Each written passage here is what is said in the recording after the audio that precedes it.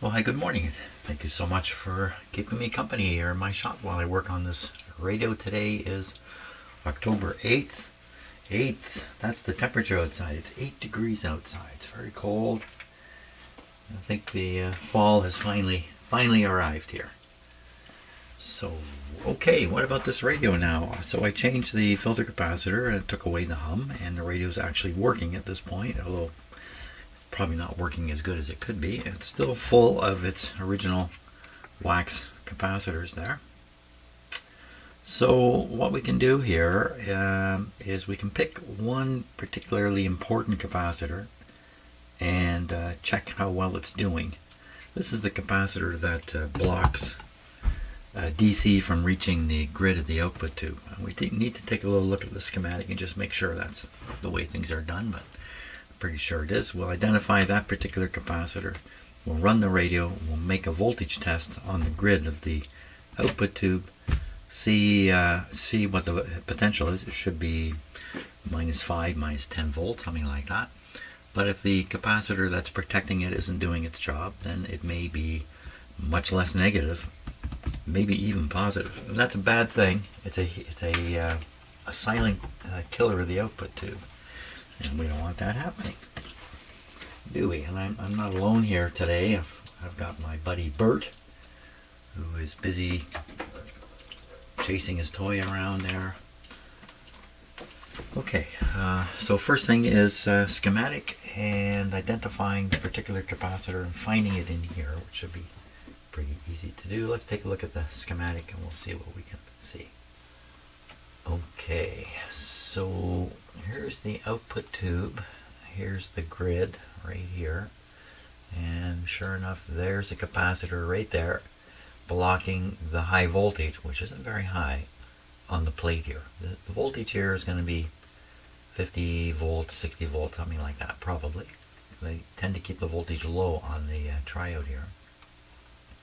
But nevertheless, if this is leaky enough, some of the positivity here will end up over here and drive out the negativity, replace it with positivity. Not a good thing.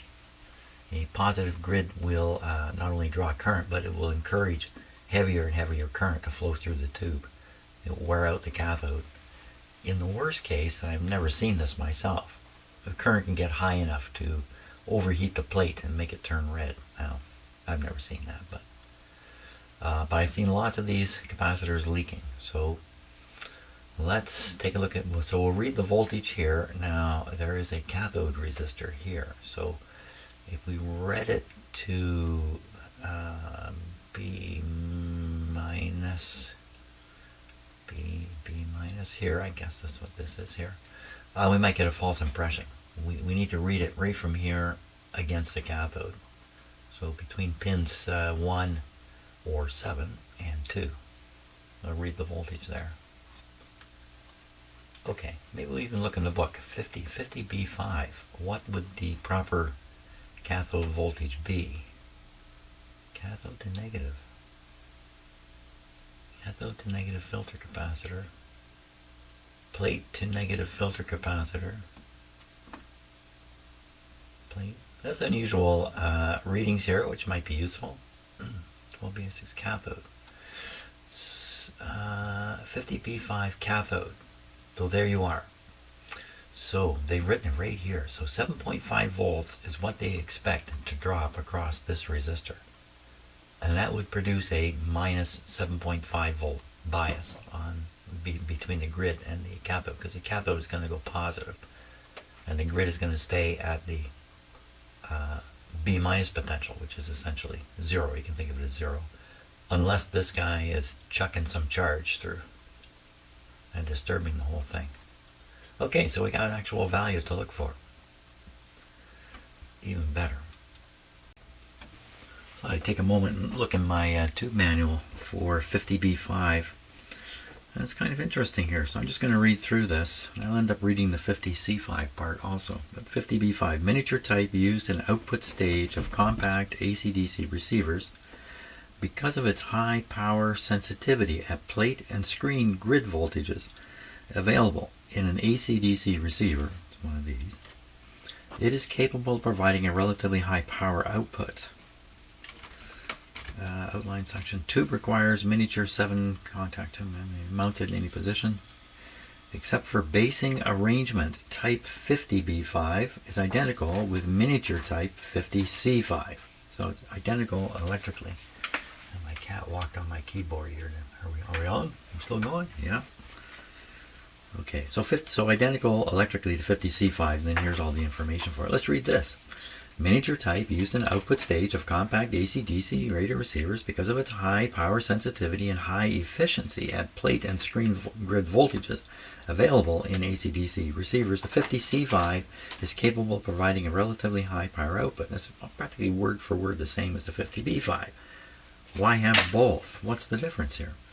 Within its maximum ratings, the 50C5 is equivalent in performance to glass octal type 50L6. Well, that's interesting. What are you doing back here, cat? Nothing, eh? He looks guilty, but he won't tell me. Here's the interesting part. The basing arrangement of the 50C5 simplifies the problem of meeting Underwriter Laboratories requirements in the design of AC/DC receivers. What are you chewing on there, mister? Oh, for crying out loud. Whatever I can find to chew on, I will chew. This is all chewed up. You've been chewing this thing before, haven't you? Hey, you can't be chewing this. This is the power line to the computer I'm using right now. It's somewhat temporary arrangement. Let's hide this down here. Don't chew the wires.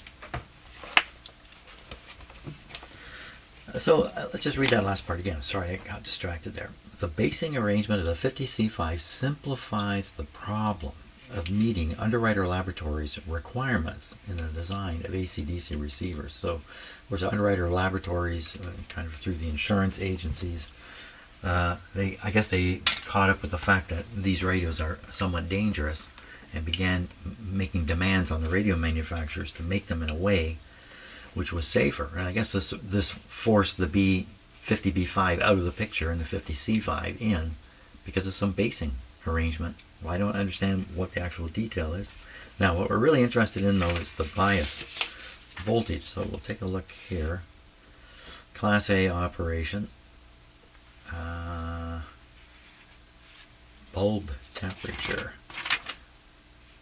Typical operation. Okay, here we are. Plate 110 volts. Grid number 1. Minus 7.5. So it's exactly the same as what they're suggesting. Okay, now we got to find the capacitor in here.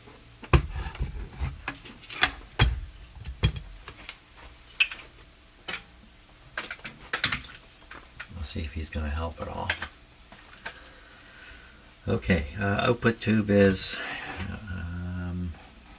here.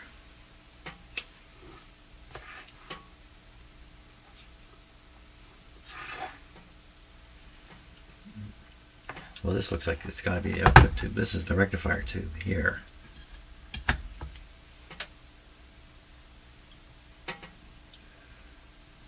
Made in Canada. There it is, 50B5. Yep.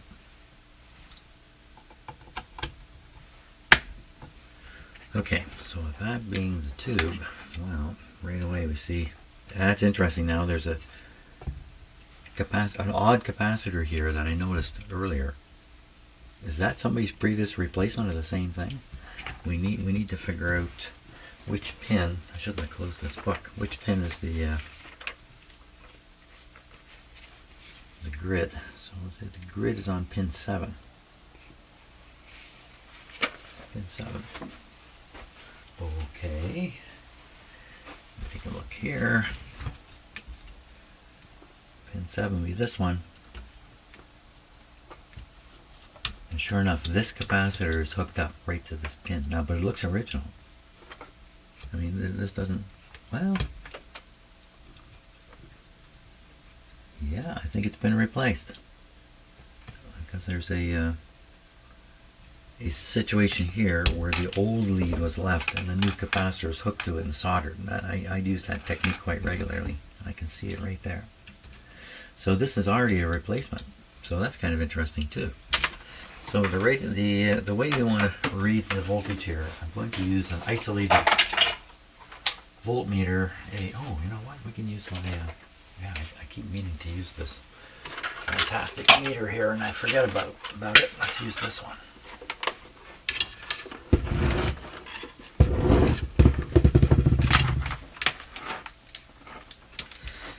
I'll be able to, because this is not a vacuum tube voltmeter like this guy over here who's plugged in the wall. This thing's just floating on my bench with batteries. That means I don't have to worry so much. So we're going to want to read the voltage between the cathode and the grid. I close my book again. Oh, cat can just freak me out all the time when you go up there. He's traveling the high country up here. And I don't use this microphone right now, so whack away all you like, cat. You won't disturb anybody. He used to play with my microphones up here, but he can't reach them anymore since I made a rearrangement. So where's he going? Where are you going? Holy smokes. You know, you're not supposed to go back there. Oh my gosh.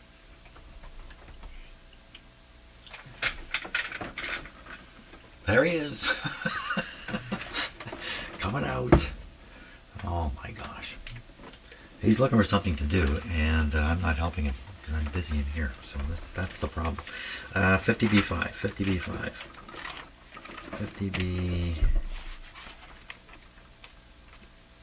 50B5, cathodes on 2.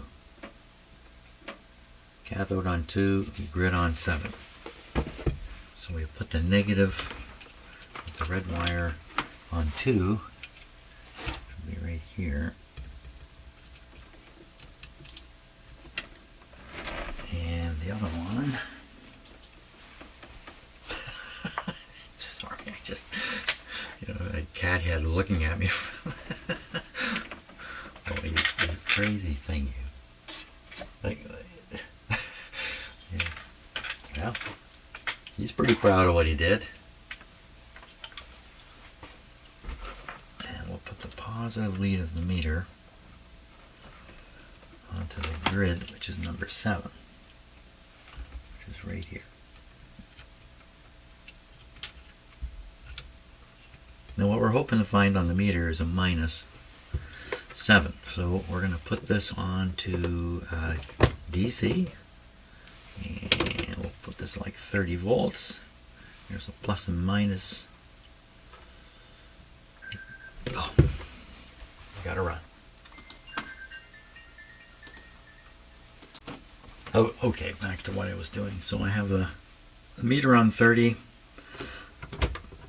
We'll set this to negative. Why is it not sitting on the 0? There we are. Okay, so we would expect this to go up to 7 volts on the 30 scale. You know, that's up in this area here. I could put it on the 10 scale after. That's what we expect. If the capacitor is leaky, then it's not going to get to 7. If the cathode resistor is bad, it could also be higher or lower from the cathode resistor. Why don't I read the cathode resistor?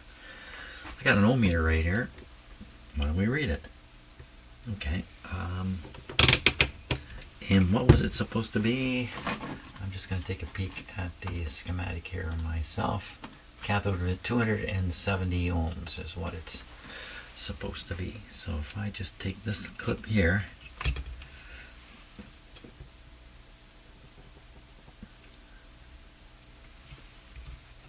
short it,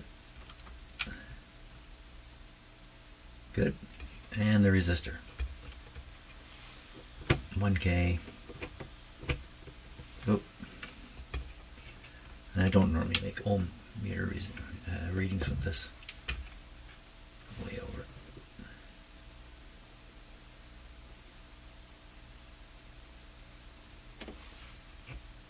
Short it. Read it. Oh, times 1K.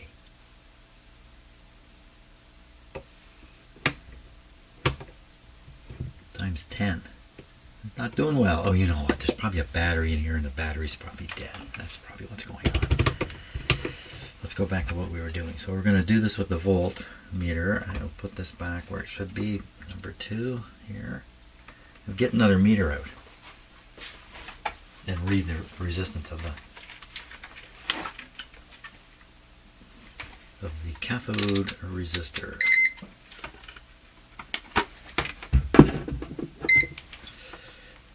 Okay.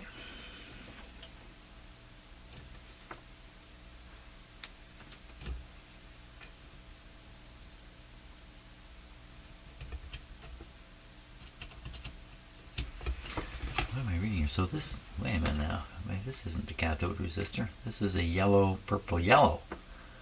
This is no.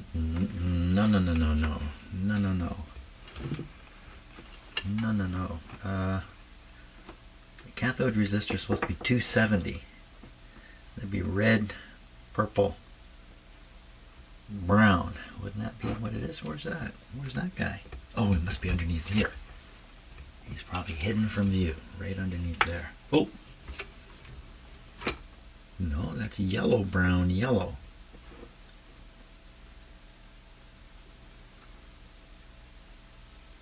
What's going on here? Maybe I'm reading this backwards? No, I'm not. This is a little strange. What am I doing wrong now? Cathode was 2, grid was 7, wasn't it? Wasn't that? Yeah, that's got the capacitor on it. And 7 has this resistor, which is a yellow, purple, yellow, which is a 470. Well, that would be the ground from the grid. Not on the grid, Jim, you fool. What are you doing, man? The cathode resistor is this one. I'll be okay, don't worry. Everything will work out. Cathode resistors red, yellow, brown. 24. 240. Is that right? 240.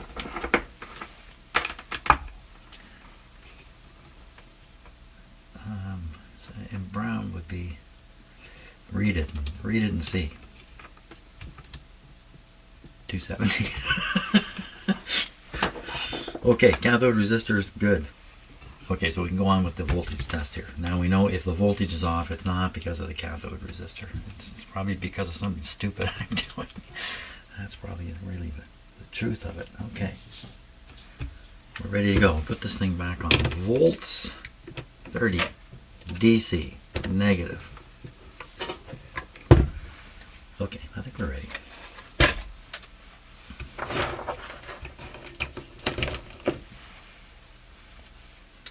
Okay, we're going to flip it on with the dim bulbs. And everything is normal.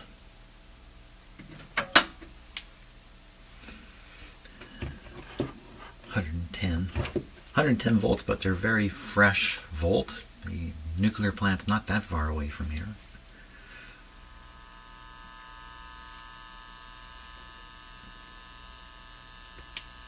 The hum could be because I have these things hooked up on the grid there.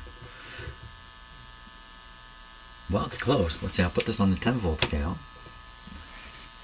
You see it's 0.6 at 110 volts. And climbing slightly. So this says to me that capacitor is probably perfectly fine. It probably is a replacement of an earlier one that was leaky. And this probably went in for professional service in a shop somewhere and probably got that treatment. Probably had a tube or two changed at the same time because that's where the money is. Selling tubes. And trying to avoid doing all the rest of the work because that's hard to make money doing that kind of work.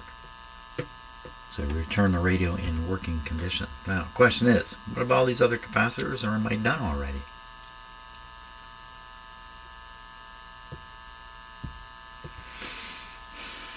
Okay, let's turn this off before I make a mistake here.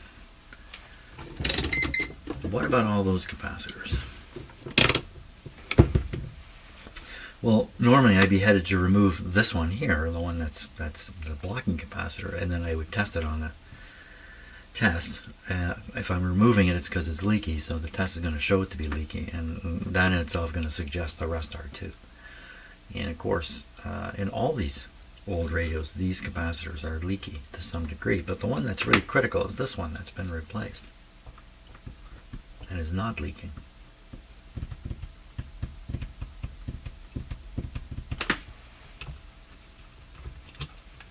Okay, so what we'll do, I'm going to leave them in for now. I'm not looking for extra work either. What we'll do is we'll check out the alignment of the radio and see if we can't get a little more out of it that way. Yeah, let's try that. Okay, let's read through this. It starts here. Connect signal generator output to stator lug on gain condenser RF section. 462.5. Are you kidding me? Okay, that's the strangest IF frequency I've seen in a radio. Gang at minimum. Adjust C9 and C8 second IF for maximum output. Leave it that way. Everything left that way. Adjust this one. The first IF. It's just basically the same basic process for all radios. Pretty well. Now what do we got here? A double star. Before proceeding with RF alignments, see that thin line of dial is set over indicator with gang at maximum. We could take a look at that right now, actually. Okay, they're just showing the number 1 and number 2. We start with number 2 first. So we're starting with this one first. Oscillator, aligner.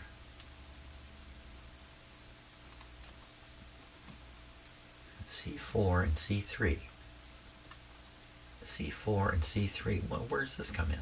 Oscillator, coil, aligner.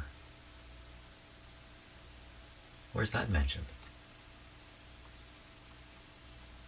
Wait, just everybody, hold on a second here. We've got C4 and C3. We got C5, C4, C3, and an aligner. What is C5? Okay, I'm just going to peek at the radio here myself.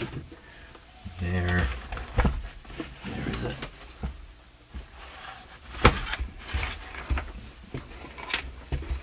There's no, there is. Oh my gosh, there isn't. How could you ever get it? So this screw exists, but it is in this position. How can you get at it? And what is it for? And it's not even listed up here. Is there something more to this I'm missing?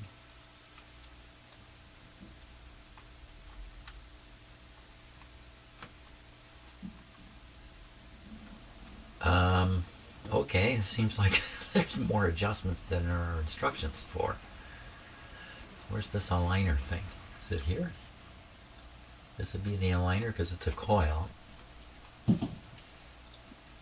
503, 43. Well,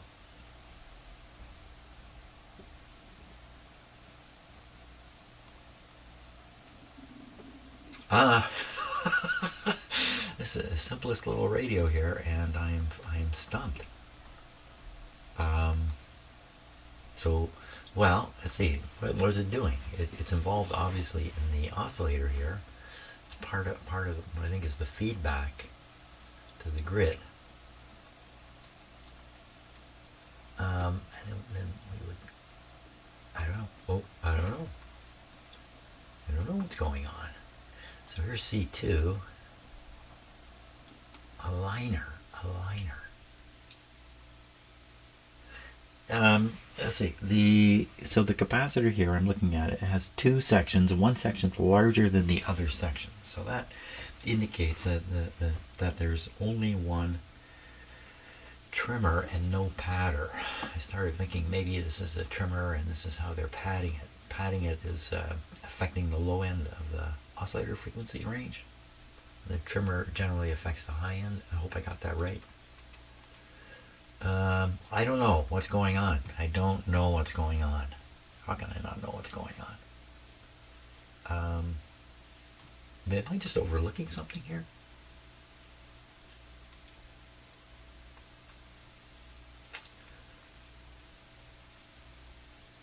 No, I'm not overlooking anything. Oscillator coil aligner. And this is a weird word too, aligner. I got no clue here. I got no clue what's going on. Okay, you know what that usually means. Time for some coffee. And we'll go ahead and do something. We can certainly, these are the RF adjustments. We can still work on the IF part, regardless of what's going on out here. Okay, let's do that. Okay, I've got a couple things to set correctly here. One is the frequency 462.5. 462.5.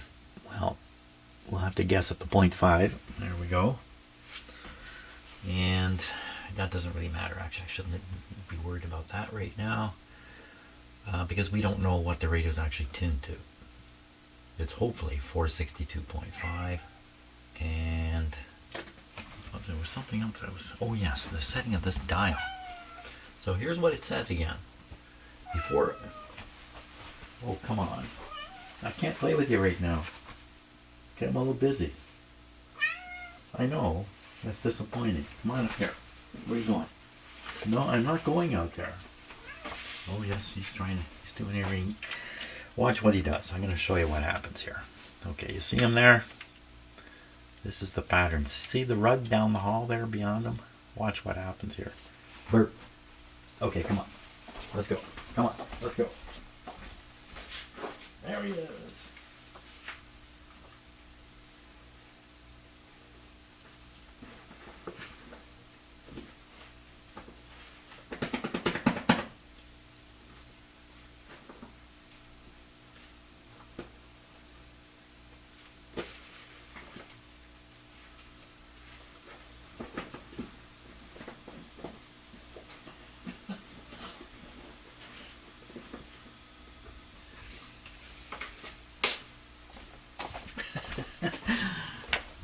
That's what he loves.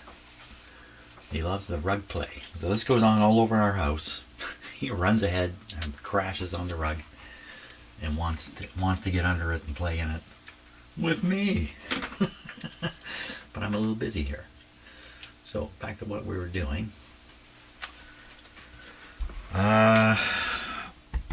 What were we doing when I was rudely interrupted? So I've got this meter connected up, set to AC, hooked up to the voice coil on the speaker so we can see the level here. Yeah, we were looking at this.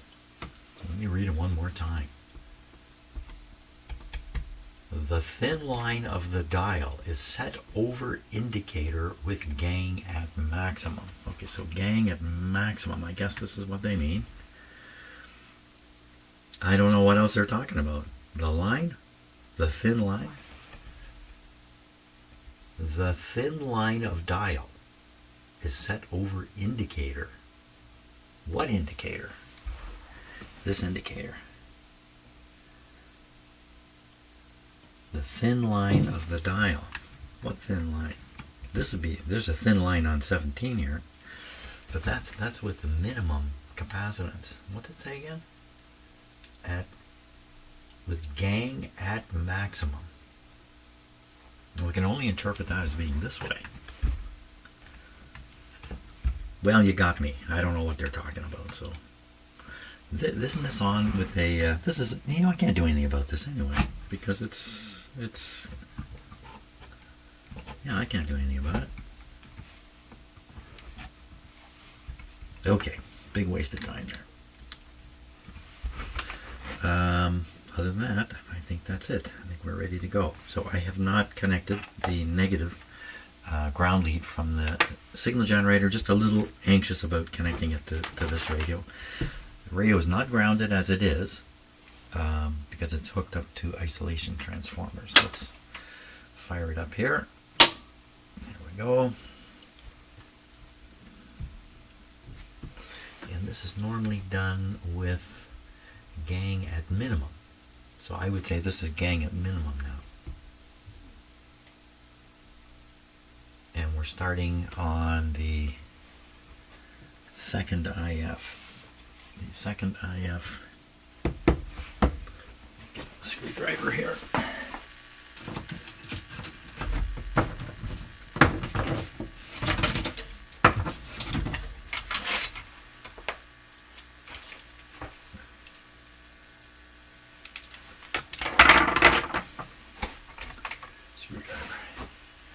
Well, so I can see I don't have the modulation on here.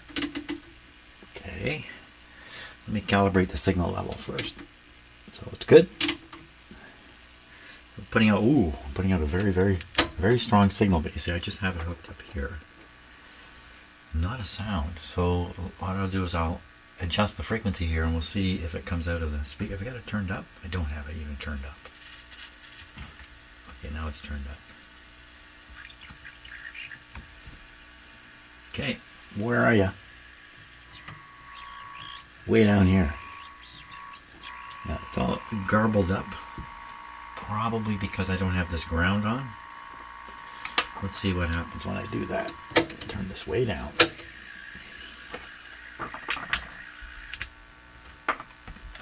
He's got awfully quiet.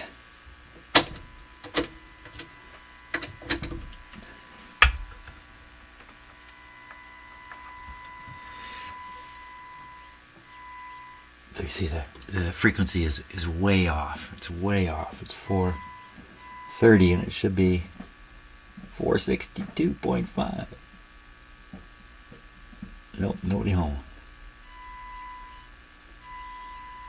So the basic effect, if you do align a radio at the wrong frequency, but it is aligned, like everything is tuned to that wrong frequency, the radio is still going to work, the dial is going to be inaccurate, and you may not get proper dial tracking with the RF front end, and it just may not track right if you're that far off.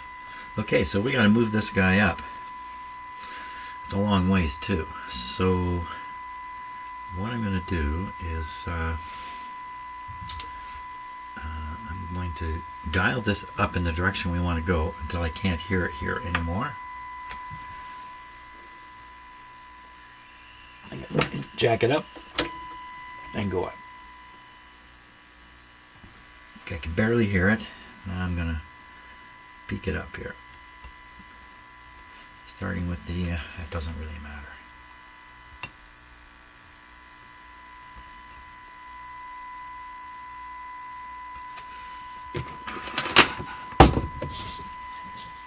This should start reacting. We put it on the 0.3 here.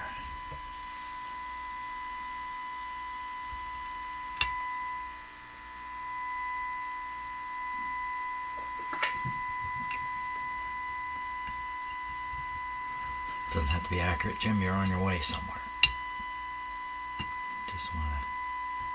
These are all stuck.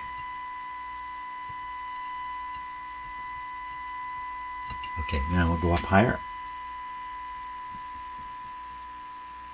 Okay, you can still hear it all the way to 462.5. Okay, we'll try to peak it up now.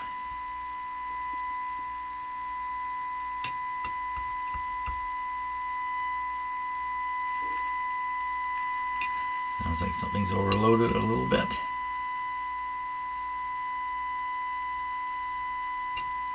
I'm watching that meter very carefully while I do this. Okay, down, down, up. Okay, one more pass.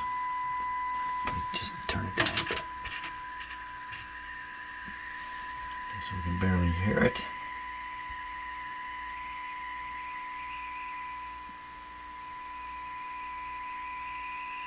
Not much of a meter reading there to see.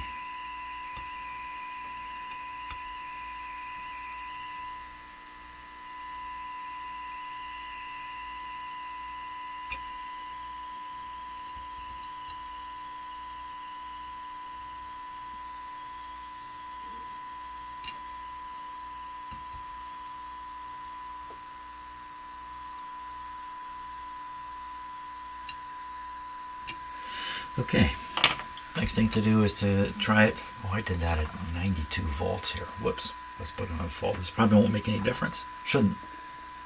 But we're going to have to check it. Ooh, it's a lot louder. Well, that works better. Let me turn this down.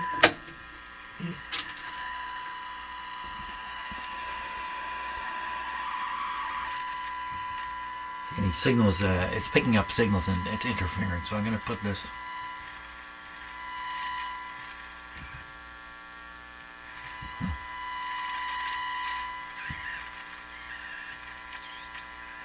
There's a critical frequency too. Multiple of 462.5 is what's that, 920. So around 920 you expect something to show up here. There's something happening. Something happening all over the place. Very quiet here. Distorted there.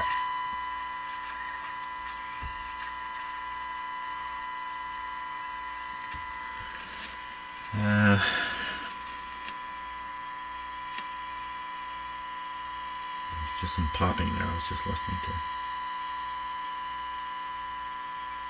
Maybe kind of drifty a little bit. That would be odd.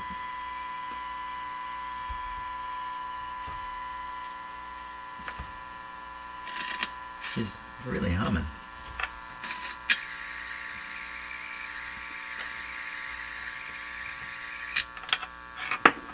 She's really humming.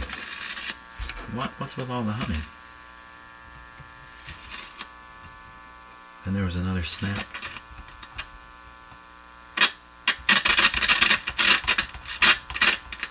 Haven't done that yet. It's just to make the tube contacts better.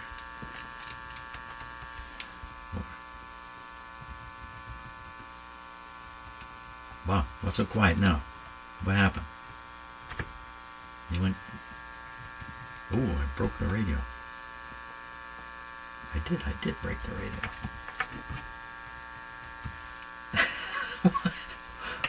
I shouldn't have wiggled those tubes, man.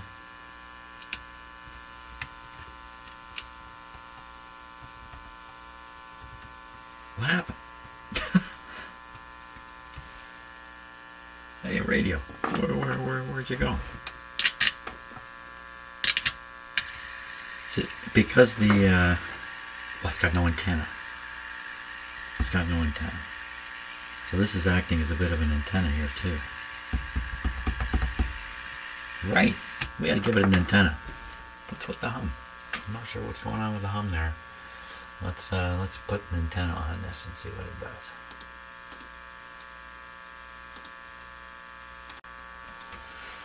Okay, wow, not sure what this kind of horrifying hum is, but old capacitor caused this. So this is now connected to a fairly good outdoor antenna. There we go.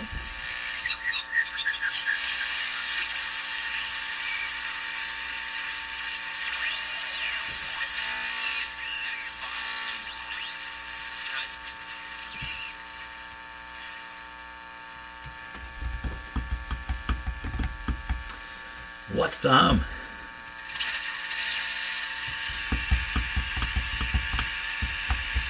So the hum could be a tube. A tube can cause that kind of hum. There's no way being connected to this meter is doing that, is it? Can't be the case, can it? Some other funny thing going on here. So my antenna ground is not connected. What if you ground this? That's not very good.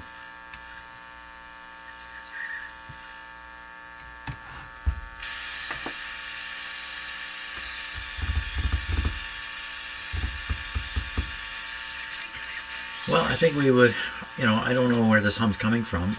Obviously there's a bunch of bad capacitors in there. Now this funny sound here too.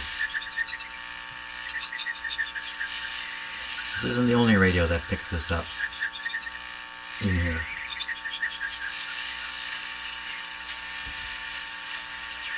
So I don't think it's the radio itself.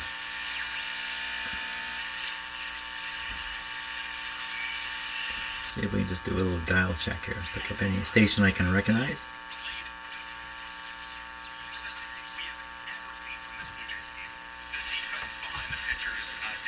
So they're talking about sports. This is probably 590.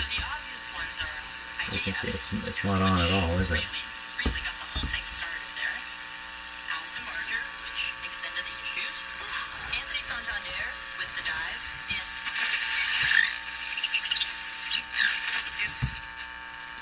There's no way of adjusting the relationship between the dial and the capacitor. They're just fixed together.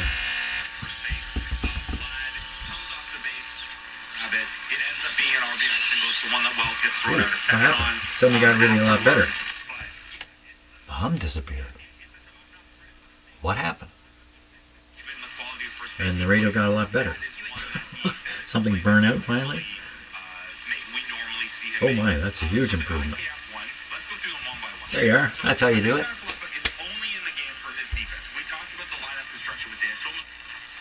What?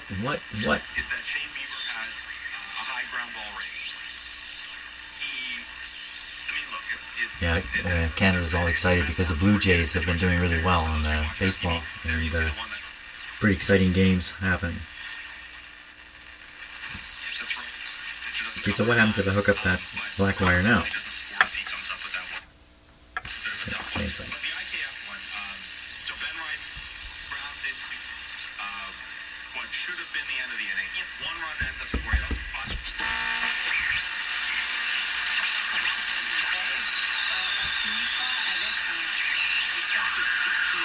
So this French station usually comes in pretty strong.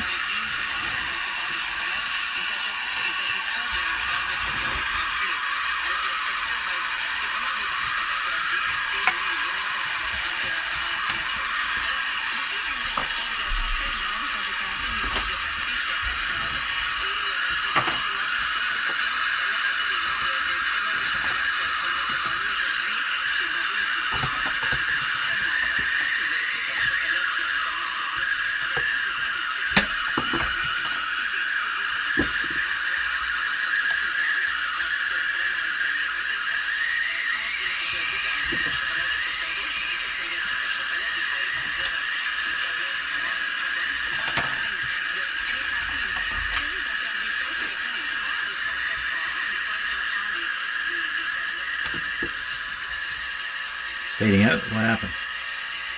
The hum is coming back. The hum is coming back and it's fading. That's not me turning the adjustments yet.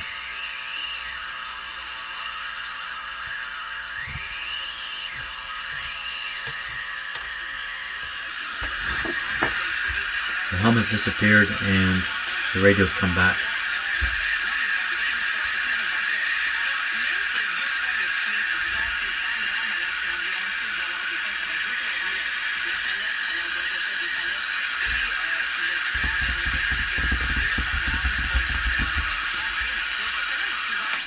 Okay, well, that could be almost anything. Everything from a vacuum tube to, I suppose, a resistor or a capacitor. It could be anything doing that. So I'm just trying to think of a logical way forward with this guy. You know, usually what I do is I just start working in the audio circuits and just clear out capacitors. There's a lot of capacitors in this little radio. But I would really like to have some notion as to what could be doing what just happened. Oh wow, it just could be almost anything. Wow. Okay, coffee break time has come. One of the things I don't like doing with these radios is kind of shooting in the dark. I always like to have some kind of notion, even if it's wrong, just some kind of notion about what is happening. So quite clearly there's an exchange between a hum and good performance. It seems to be changing kind of randomly. That's hard to explain. I wonder if a little bit of freezy spray might identify something. Well, it might. I have a lot of freezy spray, so why don't we try that? Put the radio on and just start cooling a few components here and there. Now, if it's a heat-related thing, you would think as things heat up, an event would take place and it would stay that way. Unless the event stops the heat, and then things would, you get one of these things going. I can't see that's what's happening in here at all. I really have no clue what's going on. I'm going to take a guess. It's actually a vacuum tube that's doing this. Vacuum tubes can develop problems inside. Vacuum tubes heat up, cool down. Again, you would kind of think it's a one-way trip, unless the tube is cooling down. But these tubes can't really cool down because they're in series. If one of them, if a filament should open in one of them, they all go. The whole radio would go dead pretty quick. So I don't know. I don't know what it is. I can't fathom it. So let's get the Coolie spray here. The Freeze It spray.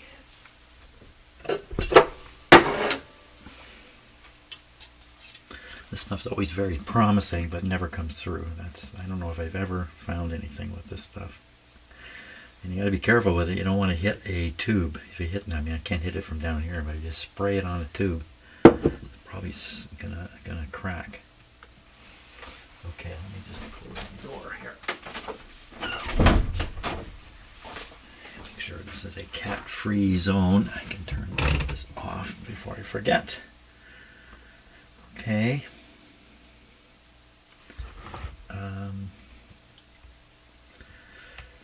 Yeah, let's just turn it on and see what happens here.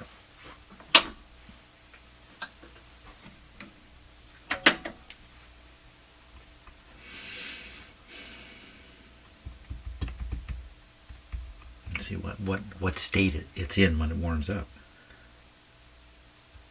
The Hummer or not? It's the Hummer.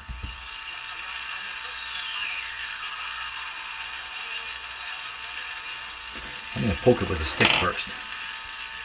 It's a Hummer.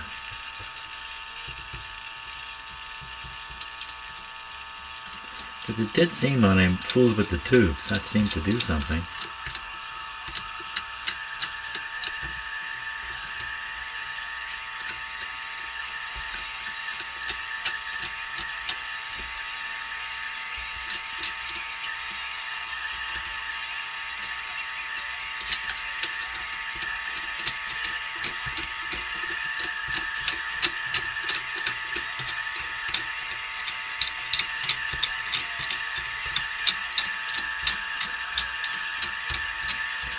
Well,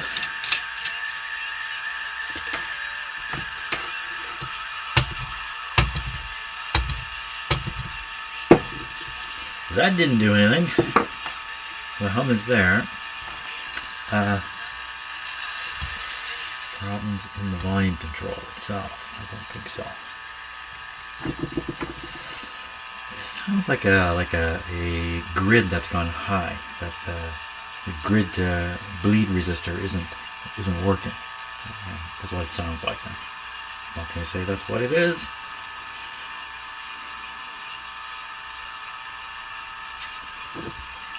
Okay, let's just start spraying parts from here and go down there, but I really don't think this is going to help at all.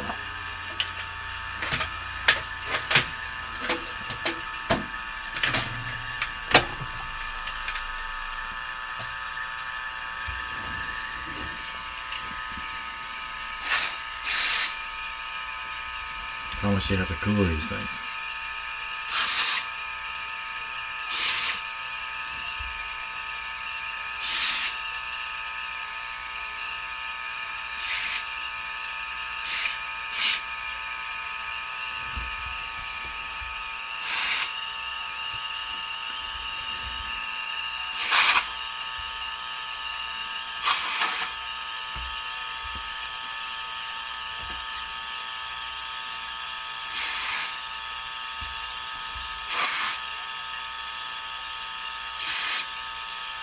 This has never worked for me.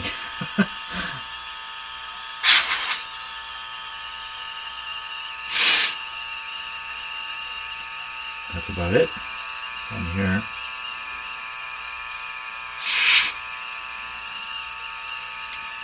And here, resistor.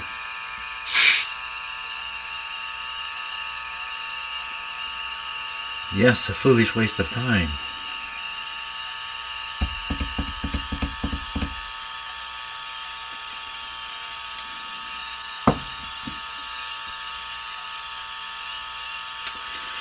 To identify the tube, I'd have to kind of put an alternate tube into each spot and run through them all and see, you know, when one tube's out. Oh, the hum is gone.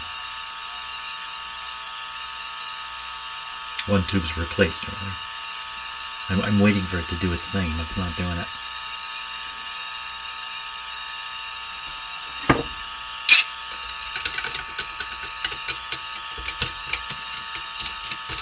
This stick thing has worked for me so many times.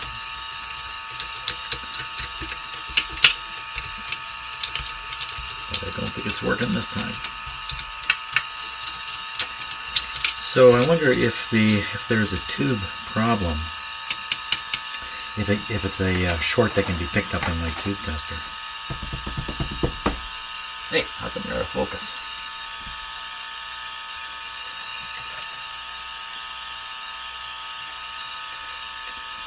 That's a good question. That's a good question. If it's a tube problem, can you find it in a tube tester? Well, if a tube has a short in it of a certain sort, yeah, tube testers definitely can find those kinds of things. Even a partial short, which might lead to a hum like this. It could be a short between the heater and the cathode, or something like that. So I'm going to let these cool off, and we're going to run them through the tube tester. Okay, so first tube is a 50B5, and I have the lighting very low in here so you can see the dial pointer. So it looks a little weird in the camera. It's pretty dark, actually. So 50B5. Now it's too dark for me to even see this here. 50B5, so 47, yep. 4, 16H,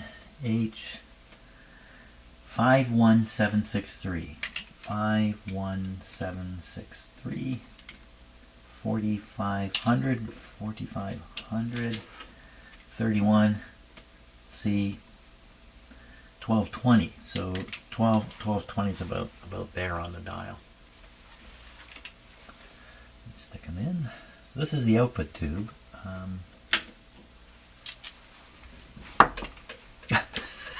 I looked away. When I looked back, there's a cat here. What are you doing? Come on, you're not the tube tester.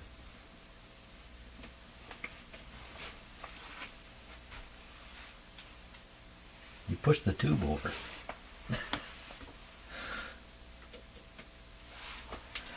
Okay. First we look for shorts, so this is where we might find something interesting. So I'm watching this pointer. Nope. Nope.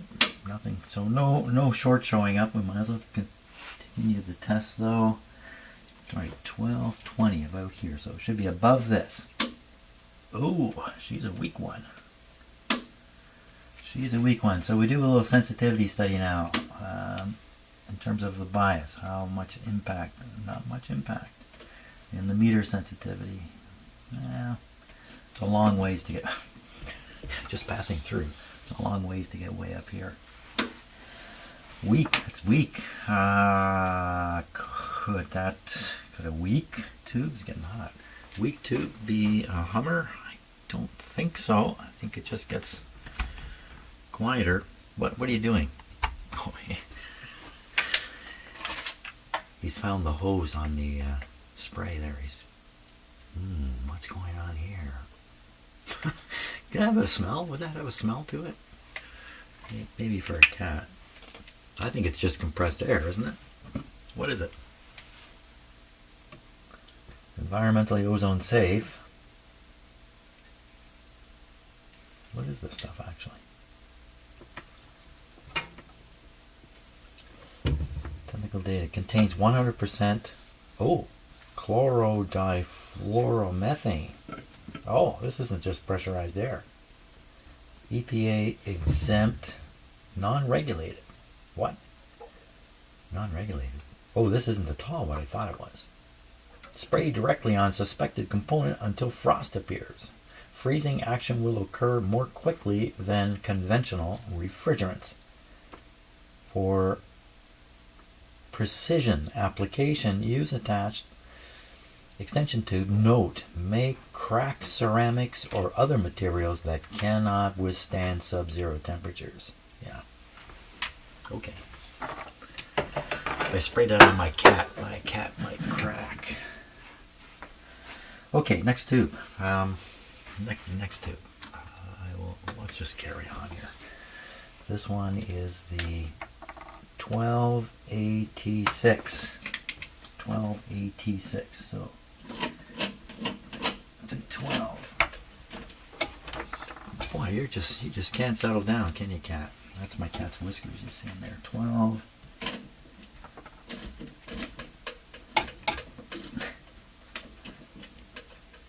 Oh, it's right at the end of the list here. Look out there, cat.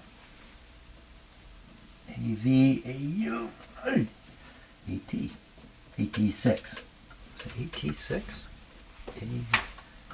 Where'd it go? Hey, what'd you do with the tube? Here it is. Here it is. Let's just make absolutely sure. AT6. AT6. Okay. 12, AT6. So, no. That's not a toy. This is serious business here. Cat, can you please, find somewhere else to go? Does your cat do this? Wherever you are, it gets in front of your face. Like you're watching TV, it gets between you and the TV. Oh my gosh. Come on, man. Let's keep going here. 1286. So filament voltage 13, which is 12. Signal level 1. The bias is 28L. Your foot's on it, and 28L. The numbers are 51760. 51760.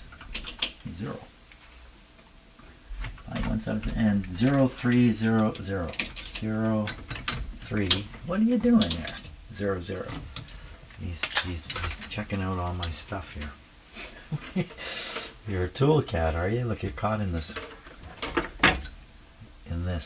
What is this anyway? Oh, what's this doing up there? I don't know. What is that? I don't know what it is. There he goes. Okay, now, because I've been so distracted here, 51760. 51760, just making doubly sure. 0300. 35 F.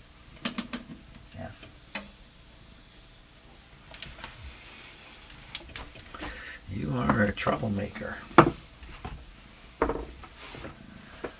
Okay, 13 volts. There you go. Now there's two tests for this tube here. First test is going to be the triode. Okay, here we go. Any shorts? I'm watching the pointer carefully again. No shorts. And this guy should come up to 1200. So about the same as the last tube. So let's come on. Here we go. Oh! Wow. So we got a weak output tube and a weak amplifier tube just ahead of it. That should result in no volume. How come this is working?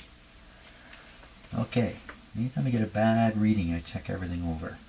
The gain, it's just got to be right. 13, 1, 28L. It's all correct. 35, 51760, 51. I've checked that a couple of times. 03, I can't be wrong. F, I don't know. It's very weak. Would that result in a hum? Is that real? So what? So if the radio's if the output from the IF is weak, then the radio will stay be sensitive and could make a hum more apparent. But this hum came and went. Yeah, you see, if it's a intermittent problem in the tube, I mean, is it happening right now when I'm doing this test? And probably not. And so how would this ever find it? Wow. Okay, let's do the other test on here.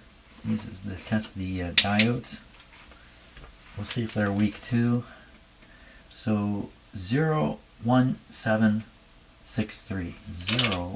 01763. And P000. P, oops, 000. 45.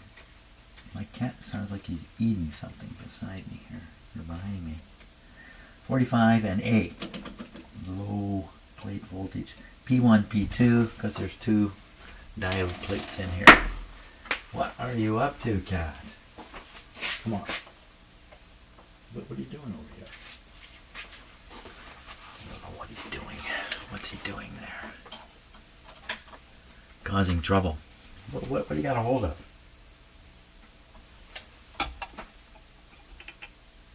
You know what? He's preoccupied. Just leave him. Leave him there.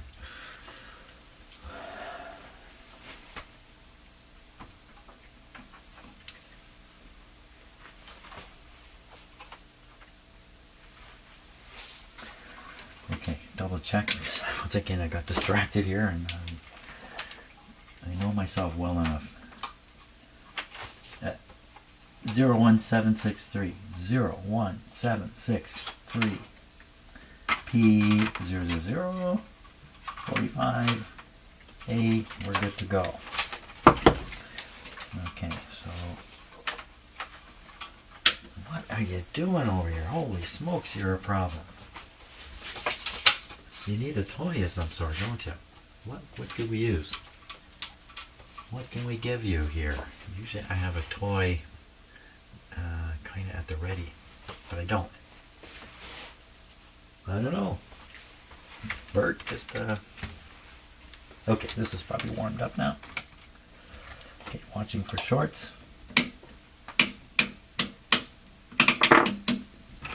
Here he comes. Not this button, this one. Yeah, good timing, Bert. If I throw this down the hall, will you run after it? See this thing here? I'll throw this down the hall, and you run after it. I think I'm just gonna close the door, buddy. You're out. Okay, enough of that crazy nonsense. So we want to push the diode rectifier button here. So diode's okay, just has to get up past my finger. Oh, look at that. And the other plate is going to be the same, I'm sure. Yeah. So it's not making it. So this tube is really being rejected. This guy's being rejected. Could it cause a hum because the cathode is worn out? That's what I think is going on in that tube. It's just met its end. I don't know offhand. Let me just. What I do here is I take one pin and I bend it inwards just a little bit, enough that I can see, and now that marks this tube as a bad tube, and I can throw it around on my bench here and not worry about it winding up back in my collection. Let's do another one now. So this is a 12BA6. This would be the IF amplifier tube. 12BA6. 12BA6. 13, 4, 10L. 10L. 52763. 52763. And 4120. 4120. 33. And C. This is the plate voltage. Plate voltage. Okay, so this good tube is going to show 1,000 on here. It's going to come up about this high. Okay, it's a good one.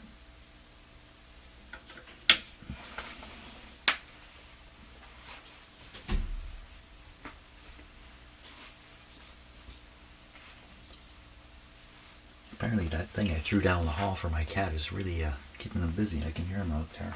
Oh, it's gotta be back here. Like that. Gotta be like that. Okay, any shorts? No. Okay, and this one, right, 1,000. Whoa! What's going on here? Is my tube tester shot? Wow, that's really bad. That's a really bad tube. Okay, well, we'll do sensitivity study here again. What about the bias? Yeah, it's just not going to make it.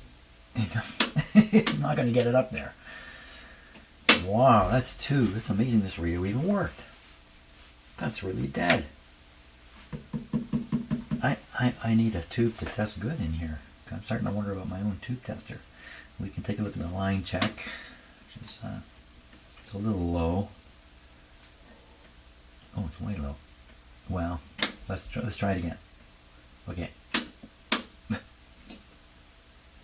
What did I do? Did I wreck something? What did I do? Oh, we're on the diode test. Yes, we are. What am I talking about? Somebody help me quick. I've lost it. 12. We're in the 12BA6. There is no. There it goes. I don't know why it didn't go before, but it's way, way low. That's 2. That's 2 sick tubes in this radio. Okay, I'll put this in the tube hospital. We'll go another one. Now, frankly, it's not very often that this is the rectifier. It's not very often I find so many bad tubes like this. What kind of rectifier is this? I'm not seeing any no words. Probably a 35W4. That would be my guess.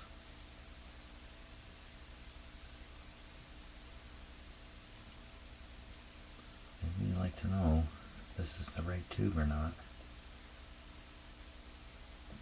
It almost certainly is, of course. Well, I don't see it. I don't see it on here anywhere. It's really it's gone.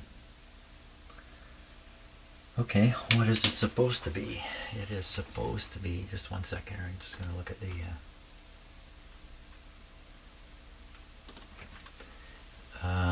so this one 35W4 is what it should be. Okay, so we'll dial up 35W4 here.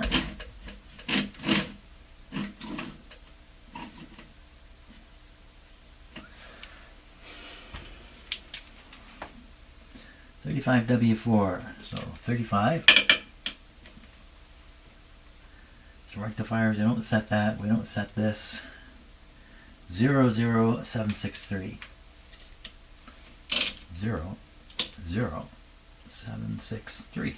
763 is pretty popular. 0100. 0100. 25. E.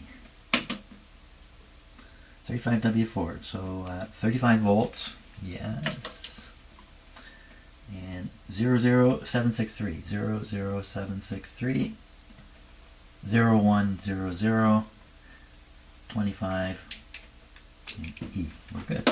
We're good to go. Now this is a mutual conductance tube checker, or trans conductance, or GM. There's different names for this factor in a tube. It's an amplification. It's the tube's ability to amplify is being measured with this. But this tube has no ability to amplify. It has no grid. It's just a rectifier. So in that case, the test is a little different. Instead of reading a number off a scale, you just have to get beyond a certain point, which is right here. It says rectifier is okay above where my finger is. That's what we're hoping for. Okay, any shorts? No shorts. So we're pushing the rectifier and diode switch and watching it get up above my finger. Wow. Yeah, so she's good. She's probably hot too. This would be a hot tube. Rectifiers are hot tubes. They're hot. Put it back in. Okay, one last tube to test. And this is, there it is, 12BE6. 12BE6, kind of a weird spot in the radio. Actually, all these tubes are in weird spots. 12BE6. Yeah, it's a weirdly arranged. Is there a tube chart somewhere? I don't think I have a tube. Yeah, I do. Yeah, well, that's correct. 12BE6. Yeah, all the tubes are in the right place. I'm pretty sure the radio wouldn't work at all if the tubes were in the wrong place. But stranger things have happened. 12BE6.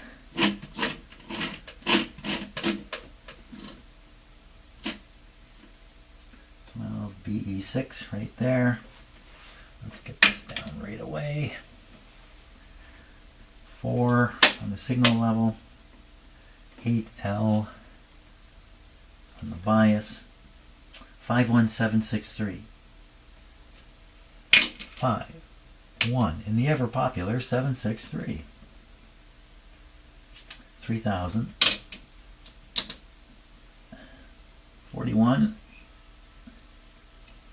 C. So 1570 for this, and it's testing the entire tube rather than doing it in two parts. It has a way of testing the entire tube in this tester. 1570, well, basically that's 1500 halfway up, so just past the halfway point, and that's the reject point. That's the minimum, if you like. In you go.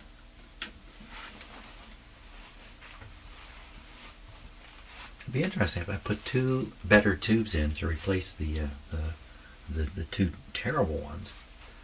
If the hum will stop. I don't know. I don't have a lot of faith in that. Okay, any shorts in here? No. Okay, and we're going to push the transconductance switch just past halfway. So it's a little bit below. Do a little sensitivity thing here. Not very sensitive to that. Ooh, a little sensitive to this one. But it's weak. But it's working. Wow, all the tubes are weak in this radio. What happened to it here?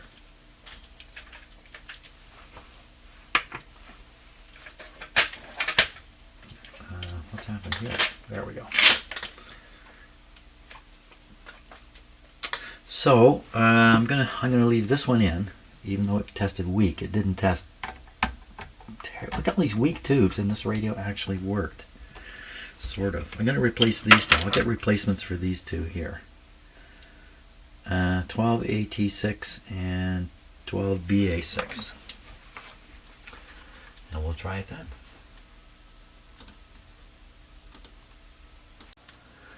Here's my alternate or new 12BA6 being tested. No shorts. 12BA6 should be above 960. So 960 is just below my finger here. And it's above. Okay, certainly better than the one that was in there. So there's a good 12BA6. And the other bad tube was a 12AT6. AT6. You say that wrong, it sounds like you're saying 86. AT6. I'm just double checking to make sure this is the correct. I did this already. Yeah, AT6. I got a whole bunch of AT7s. I gotta hunt down an AT6. Okay, I will do that. Okay, 12AT6. Let's take a look at this. So 12A, here we go again. 12AT6. Okay, 13. Signal level 1. 28L. 51760. 0300. 35 F. 780 is the reject point, so 780 is about there, something like that. 12.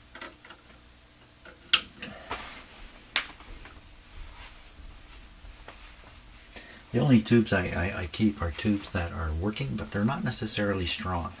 They could be quite weak.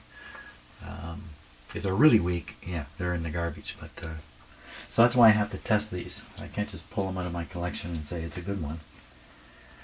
Okay, shorts. Nope. And again, 1286, 780, 1000. So 780 is about there. Oh, it doesn't really make it. And my tube tester is so slack today. Oh.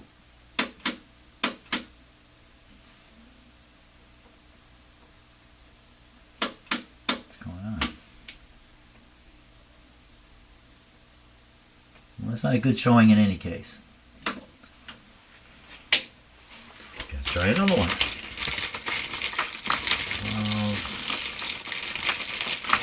Where are they all? Here's one. This has got to be one here. 1286.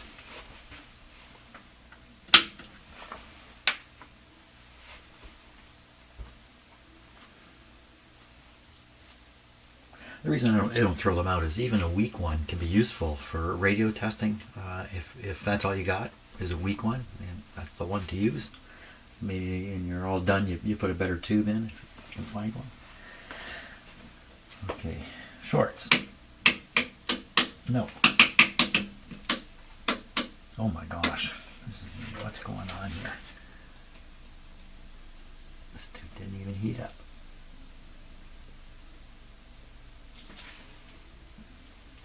Wait a minute, I just finished explaining I don't have these tubes in my collection.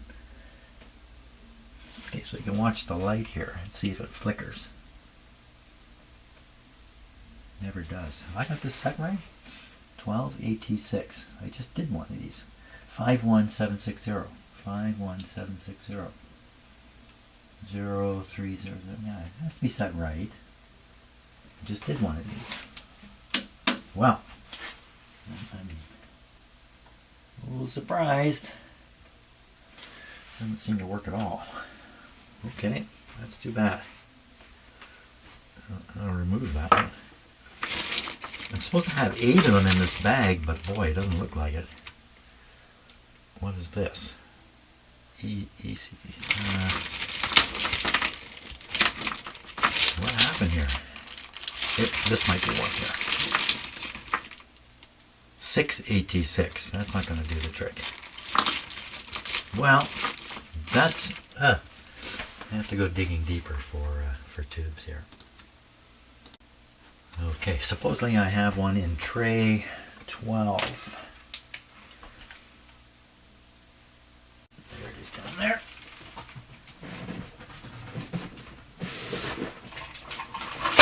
Oh.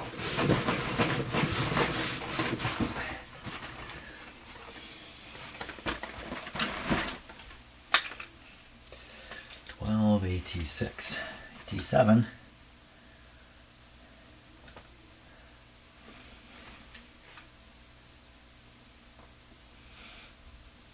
These are loosely organized in here, but I have to look them all over to find it.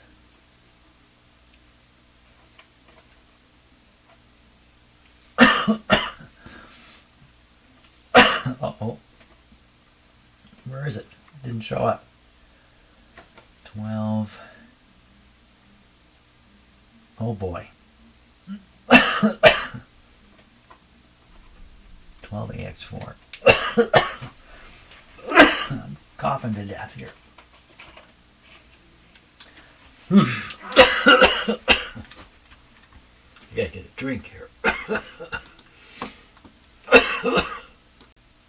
Yeah, my eye just missed it here. Here it is. It looks like it's brand new. Tongue saw. A brand new one. Okay. I guess we're going to be testing the tube tester more than the tube. So 12AT6. I'm just looking at it. Made in the USA. 12AT6. It definitely is. In you go.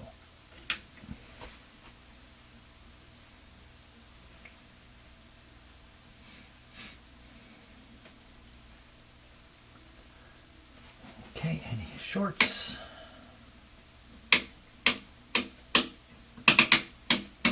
No. And this guy should do 780. About there. There's nothing. Come on, tube tester, what are you doing here?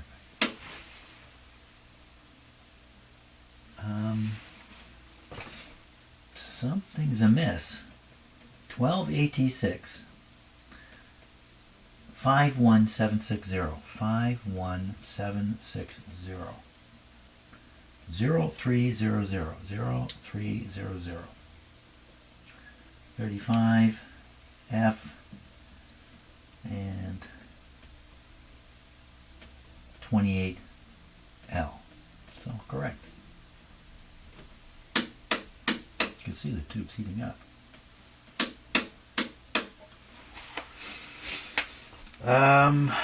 Yeah.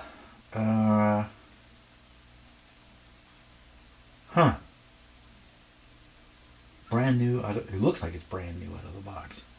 I'm not getting anywhere here. Oh, now it wants to work. Well, I don't understand. It could be the switch I'm throwing here is becoming intermittent. Maybe this just didn't make contact at first. Now it has, but look at that. She's a beauty. Okay, so this guy's going in to the radio. So that's it. That's why I got the two replacements here. Okay, let's see if I'm smart enough to put the right one in the right spot.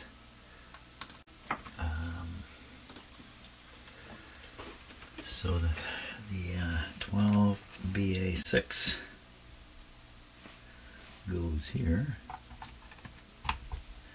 and the 12AT6 goes here. Okay, so we still have a somewhat weak output tube, and we still have a somewhat weak RF tube, right? Actually, this is a 12BA6, wasn't it? In the RF circuits, anyway. Okay, let's give them a go here.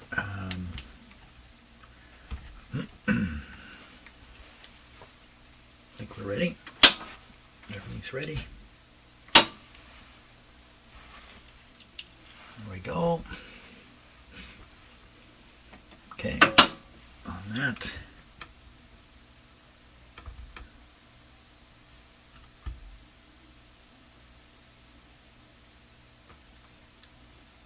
Patience.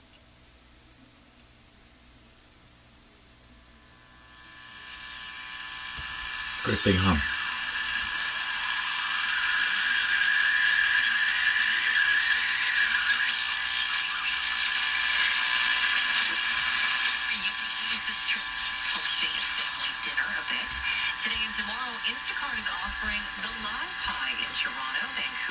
Oh, it's making the hum. For a $20 donation to Second Harvest, you can dupe everyone into thinking you make Thanksgiving dessert from scratch. While you're impressing the in-laws, you'll also be helping to feed 25 families. The live pie kit includes a packet of pumpkin puree to smear on an apron, flour to dust on your counter or face, crushed eggshells, Grandma's well-loved recipe card, pumpkin-scented room spray, and there we go. A fresh pumpkin pie. You can order it at well, changing those tubes, I think it's making the radio work better, but I don't believe it's obviously not solved the hum at all. Not surprising. So tomorrow I'll carry on. We'll look closer at the capacitors that are in here. We'll start picking them off. Maybe this guy's doing the hum. Maybe this guy's doing the hum. We'll pick them off one at a time and see if we can find one that's responsible. And I suspect it's the capacitor that comes off the volume control. But that's it for today. So thanks a lot for watching, and we'll just carry on tomorrow. See ya.